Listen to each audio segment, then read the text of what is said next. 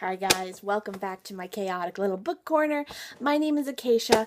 As always, the piles of books are just getting higher and higher, and today I'm going to be filming a few videos, so there's going to be some that'll be posted now and some that'll be posted later, but you probably don't care about that. I don't know why I would tell you that, but I'm going to anyway. So today I'm going to be doing a tag that I made myself. This is my first tag, and it is my Wonderland Tag. So bear with me. If you like it, please do it. If you're not sure if you like it, please do it. If just please give me feedback if you're not sure about it. So let's just jump right in. So this is the Alice in Wonderland book tag. Question number 1, the rabbit hole. What book first sent you down into the rabbit hole for reading? And that would be the first book that ever really sent me into the rabbit hole was Crank, which was actually a poetry book. It's all written in poetry. And it's really dark and very, very messed up. And it's all about a woman or a young girl who ends up getting addicted to, I believe, cocaine. I haven't read it in so long. But I just remember getting so immersed in it and just being lost and totally just involved in it and not wanting to leave it, but just being so confused and weirded out, and it was dark and it was creepy. And I also remember that it was a lot for me at the time that I read it. I think I was probably 12 or 13. So this would be my first rabbit hole book. Eat me or drink me. What is your book snack of choice? I like something with a crunch, or I like coffee or hot chocolate. I like either something warm or something crunchy. Question number 3, the Caucus Race. What began really weird, but you ended up loving it? And that would be The Night Circus. That would be one of my all-time favorite books in the world. I'm trying so hard to track down the hardcover with the black letter. I want it so bad, because this one has seen its day, and it's time for it to be retired, and it's been well loved, and it needs a new home where it can be loved again. So I should sell it to a pre-owned store, but I need a new copy first.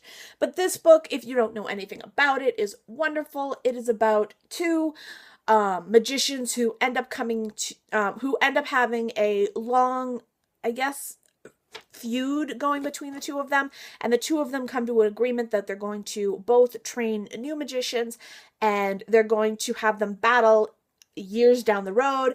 And it takes place taking the story of both the magicians that they're like training and also the magicians themselves. I will admit there are moments when you get a little confused as to who's who and what's what, but that's part of the fun of it. That might also just be me, because I get confused easily.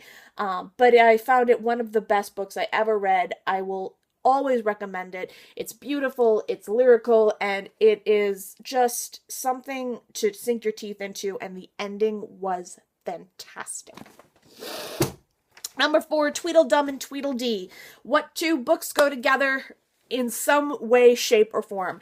And that would be Reviving Ophelia, saving the selves of our adolescent girls, and Packaging Girlhood. And these two books, I didn't want to do a duology, because that was just one that would have been one that I've done 110 times. And 2, this just is, I believe, a book duo that almost anyone should read, even men. This talks about taking our daughters and women in our society and putting them into a marketing world and turning them into something that they shouldn't be, and sexualizing them and giving them no identity, and kind of turning them into an item to be sold more than anything else. And then we wonder why girls only value themselves as objects. This is the same kind of concept, except it kind of breaks down a little bit more what it's like to be an adolescent, and to talk about what it's like for women growing up in the society, and the invisible feeling that they have that they're always being judged by people around them. And these are both very important, very wonderful. I highly recommend them. If you haven't read them and you have an interest in feminist texts, I would definitely pick them up.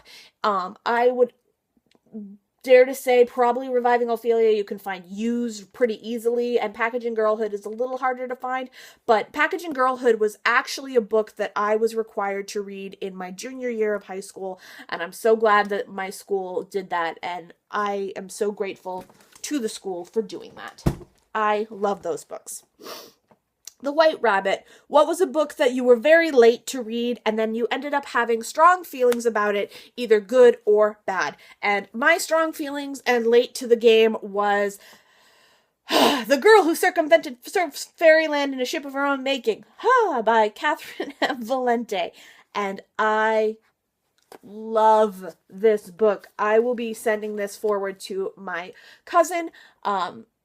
Probably actually I'll be buying her own copy because I want to keep this. But this is beautiful and wonderful, and it was just a great escape, and it was so childlike, and I felt so happy when I was reading it, and I felt so safe when I was reading it, and I loved it, and I met so many characters that I wanted to be friends with, and it reminded me of being little, and it just warmed my heart and made me so happy, and I'm so glad that I jumped on this bandwagon and can't wait to pick up the rest of the series.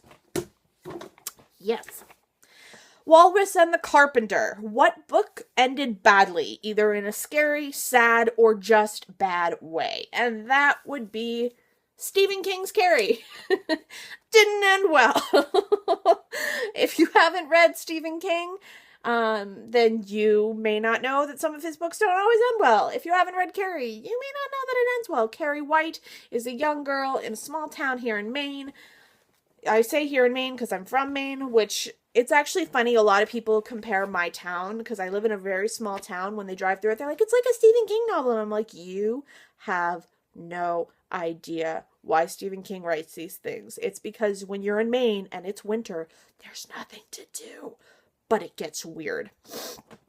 And Carrie White is a young girl who's bullied, and she ends up having telepathy, and she ends up using her telepathy to get and seek revenge. And the book you need to read, even if you think I just told you everything, I didn't. Read the book. Her mother is crazy. It's wonderful. Watching the movie, if you're gonna watch it, please watch like the 70s version, not the new one. It's not the same thing. You need to read the book too, though. Read the book. Just always read the book. Cheshire Cat. What is that book that continuously pops up in your life? And that would be Harry Potter. And I did not read Harry Potter for a very long time, even though I read the first one.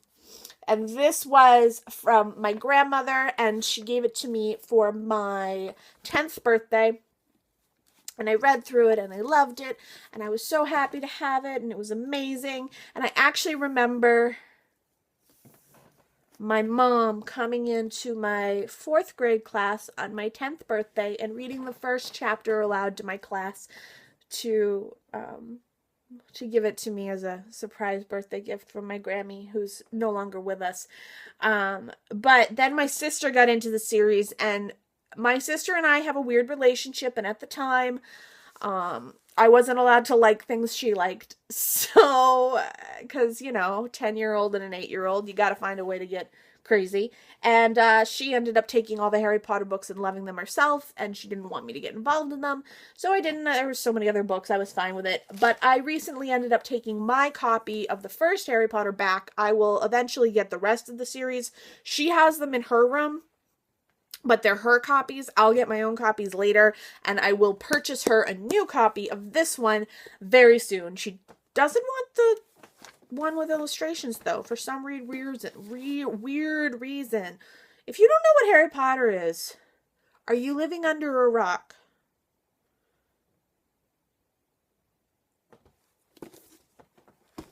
All right. Tea Party. What did you read? And each time you thought you understood what was happening, you were totally wrong. Shutter Island by Dennis Lehane. Such a good book. Don't watch the movie first, read the book first, and then watch the movie. I'm not telling you anything about it because it's so amazing. Queen of Hearts. What book made your head come off in one way or another, whether it made your head explode with excitement or fear or whatever, or just blew your mind completely. Alice by Christina Henry. And I've ranted and raved about this, and I will link down below my 2015 top reads, which this is the number one, and that is it on that, because I've ranted and raved about it so much that you're probably tired of it. Big to small, what was the book that looked too large in the beginning, but ended up being small enough and didn't feel big enough as a story? That may not have made sense. So basically, what was the book that you ended up loving and there just wasn't enough of the story, even though it was a very large book and you thought you would be overwhelmed? Her Fearful Symmetry by Audrey Niffenegger. And I love this cover. I think I got this as soon as it came out. And I saw it in a bookstore and I was like, I want that. And it was like Cover Love, and I bought it, and I was like, I'll read it, Mom, I promise. And I did, and then she was like, what was it about? And I was like, it was about this and this. And she's like, okay. But I haven't read this in so long. This is actually on my rereads for 2016. I'm very excited to pick it back up again. I do remember absolutely adoring it, and I'm very excited about it again. I loved it. So there you have it. That is my Alice in Wonderland book tag. I will link all the I will type all the questions down below, and please, anyone who wants to, feel free to do it. I will tag... I don't think I'm going to tag anybody. I'm just going to let you guys do your thing. I'd love to tag Jen. If she wants to do it, please, Jen. I would love to see you do it, because I know how you feel about Alice in Wonderland. I will see you guys again very shortly, and I am so happy to wish you all a happy holiday. We're like so close to Christmas. It's weird. I don't know when that happened. All right. I will see you guys in the next video. Bye.